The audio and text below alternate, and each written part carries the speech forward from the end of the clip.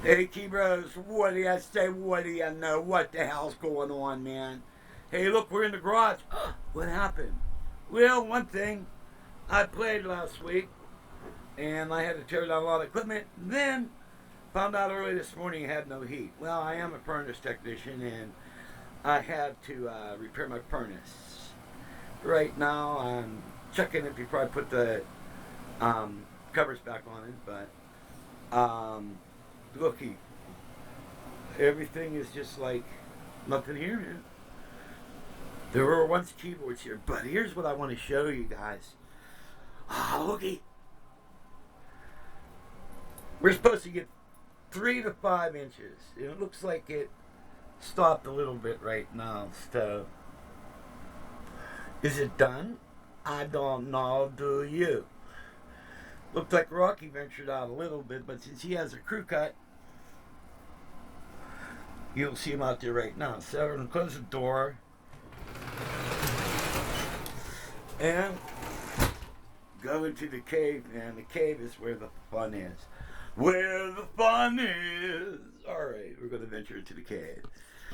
And see, now this is a little space you have to squeeze through. This is why the B3 always stays here, because so much stuff you'd have to take to get rid of it. Okay, today's videos is just keyboards. Life without keyboards. Man, it'd be kind of boring, don't you think? So, I'm going to put the camera on the stand and I'll start to talk to y'all. Hey, one thing cool is I got my wall of synth up.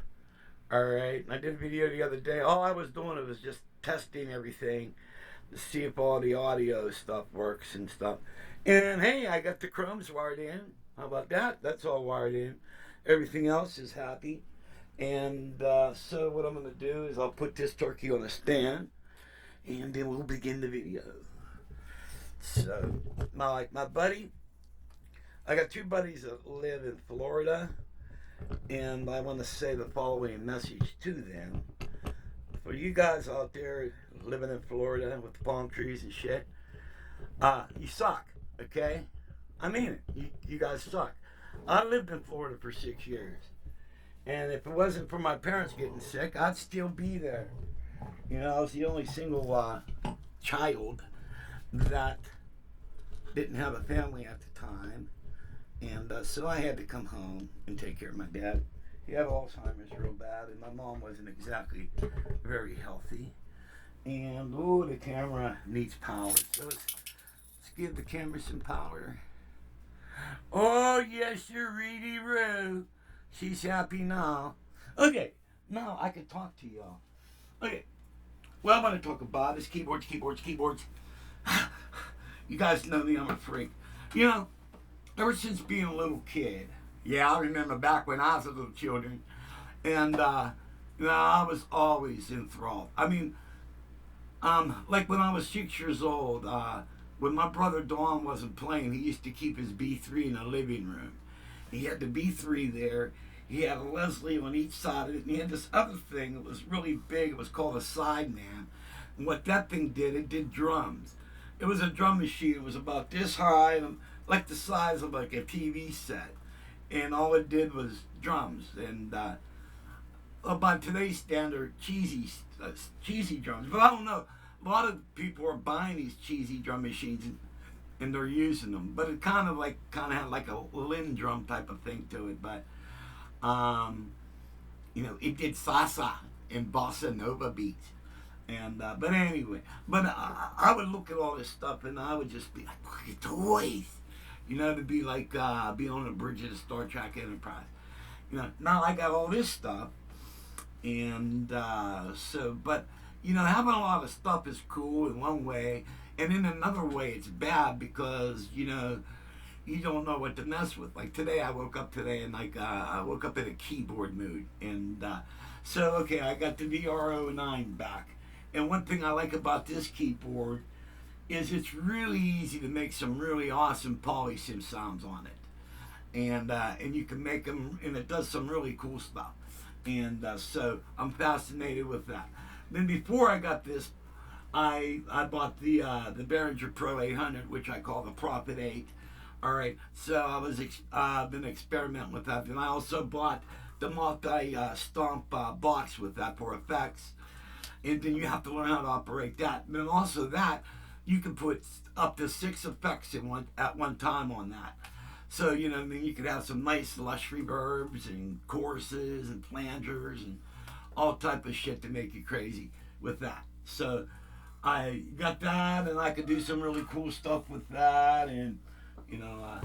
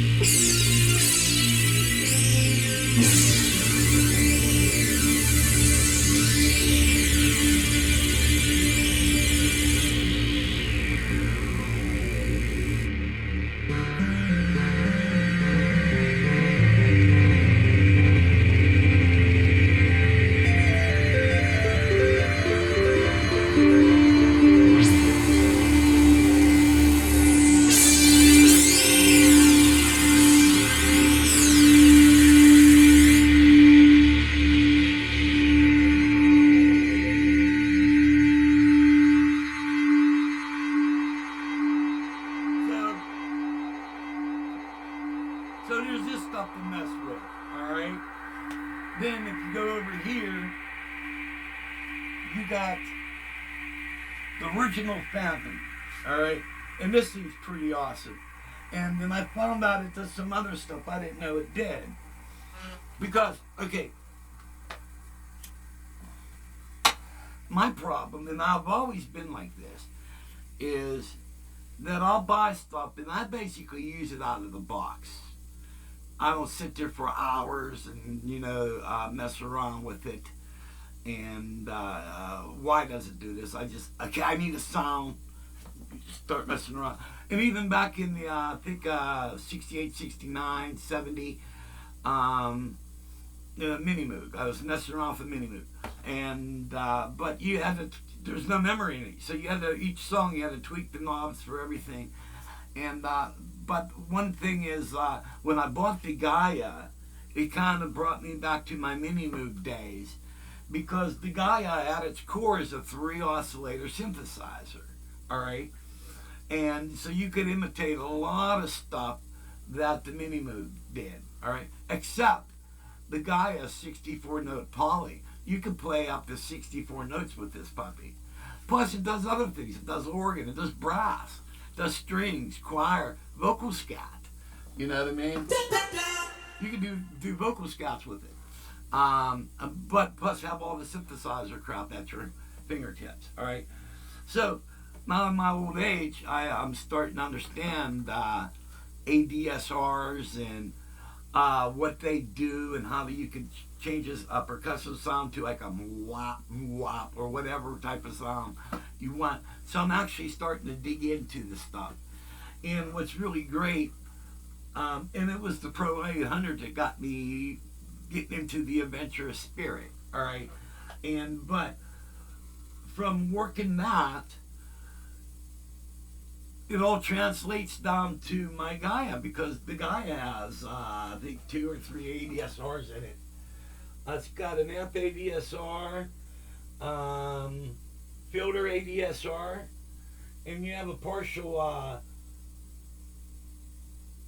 ADSR in the oscillator section, and then a bunch of shit in the LFO. All right.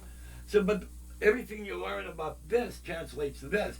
Then also with the BR09, the synthesizer section, and the NUMI synthesizer section. Well, in the NUMA, with the synthesizer they give you is basically the heart of the Sledge synthesizer. It's not the full blown version of the Sledge, but you have aspects of the Sledge that make up the synthesizer section in your Numa 2X. All right, so it's really cool. And the Korgs, they all have the ADSRs, and they're right here, you know, and you can operate these live. The Junos have them, like the Juno G. Here's the Juno G. You got 6 knobs here, and then 3 selector switches. If you hit the top one, that's filter envelope. You got 6 knobs to do that. You hit it again, amp envelope, and you got 6 knobs for that. You hit it again, LFO. And so you got a lot of control on this Juno G. And by the way, this Juno, I think the Juno G is one of the best Junos they came out with. The only damn problem with the thing is it's got a faulty display on it, which is real common. I think there was another problem Roland had as a red glue problem. I forget what keyboards those were, but somehow the red glue would turn to liquid and leak all over your circuit boards and eat your circuit boards up, if I read that correctly. But the thing is like, you know, having so much stuff, where do you begin? You know, what do you want to mess with? You know what I mean? Like the Phantom FA76. This was the first Phantom they came out with. And I found out I could do shit like this. Okay, now it's playing the drums. To hit this note.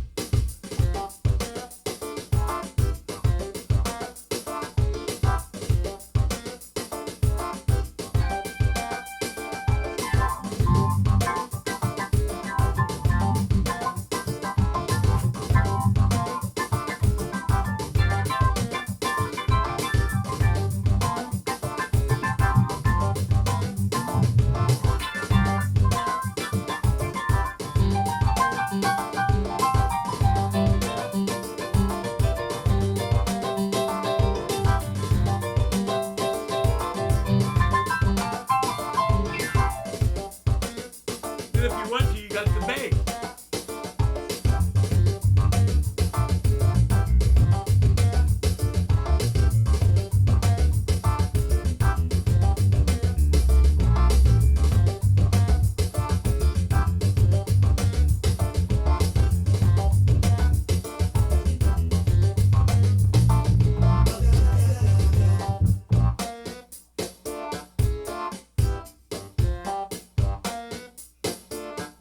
Okay, so you got all that crazy shit.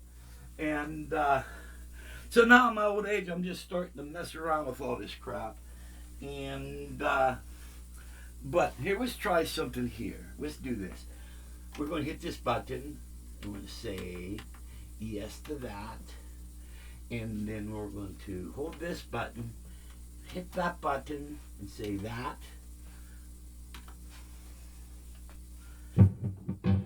Okay, so we got that set for that. Okay,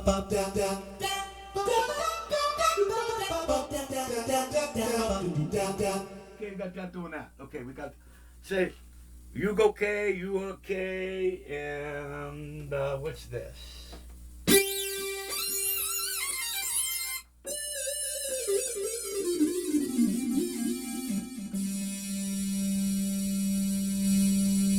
Okay,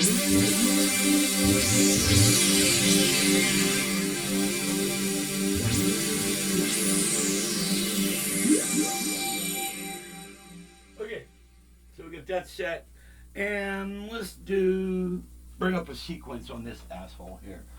So,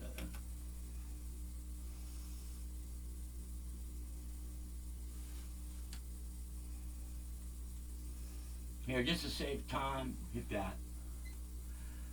And load Yeshiri Rui sequence. Okay, now, according to the Triton, this is something I wrote 5 months ago, alright? And I named it Kada Alagama. Sounds familiar, but I don't know what I did. So, well, we're going to jam along with it. Since I wrote it, I'm bound to figure the chords out in it. So let's see what this is. And I'll play with it. So, and, oh, what we got here? And as an extra, okay, we got that. So if I want flute, I can just hit enter button. I'll have flute. All right, we got some organ. We got piano.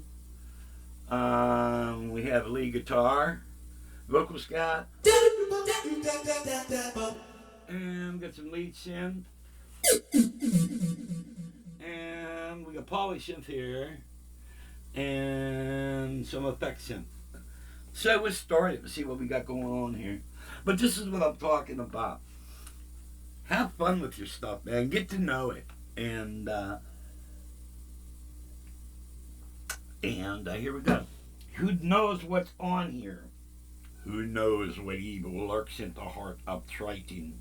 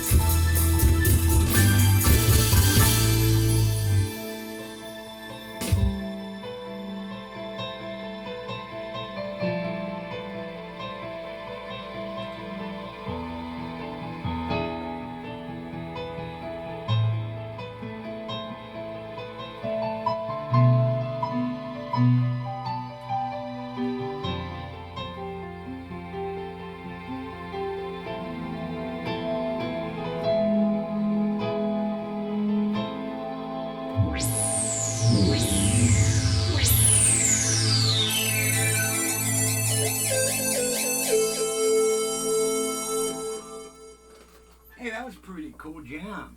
I forgot I wrote that. That's a good thing about being old, because you can write things and forget about it and remember it. And, hey, I just wrote something. So, but you know, one of the things is like I got a couple of friends. What they do is they'll buy keyboards, sell them, or they'll buy some more, trade them, But if you keep doing that, you never get good at what these things can do. And actually, I bought the two Chromes, all right, and they're a little bit different from the Triton and the Cronus, and but they're real similar. And but even when I had the Cronus and even the Triton, I've had the Triton for like 20 years, and there's still stuff. I mean, matter of fact, it's got a sampler on it. I've never sampled a fart, nothing. I've never sampled anything. So. Also, you can put audio tracks in it. Did I do that? No. Well, I got the Tascam, so why mess with that? I mean, I got so many different things, I don't take the time. But, it doesn't matter how much stuff you have if you take the time to get to know what you got. Because the keyboards do more than one thing. Like the VR09 is supposed to be an organ. But I tell you what, I found out it's a beautiful polysynth. You can make some really cool stuff with it. And, will I use a lot of this stuff in the band? No, but I'll use it in the studio. I'll use it in Man Cave, So, that's basically, my video is just keyboards, and messing around, figure out different things, but don't be so eager to keep buying and buying and buying, because you'll never get good on the boards you do have. Play with the boards what you got, and you'll be surprised, like the Chromes. I found out some other cool things the other day it does. I didn't know it did. And then, messing around with the Pro 800 by learning how to run the synthesizer, it all translated down. Now that I know some cool things on that, I'm figuring out cool things to do on the Gaia, which translates down to your poly keyboards, which has an ABSR and all the other crap in it. So, hey guys, hope I didn't bore you with this, but I woke up this morning and kind of felt a little bit adventurous. And so I figured I'd make this all for you, because it's just basically, I'm just messing around, having some fun. But it'd really be cool is if I could put all this out in the garage and put it together like how I would do it if I was going to do a stage performance. And that way, I think what's your 13, 14 keyboard, I could use them all and have a lot of fun that way. But right now, I'm kind of like, these are here for the studio. They're right by the recorder. I write on this one, and this one mainly does a lot of guitars and brass, and so I mean they all have their purposes. But when I'm out in the garage, it's kind of all live performance oriented. So, but so that's my video today. Hope you guys dig it. God bless. See you when I see ya.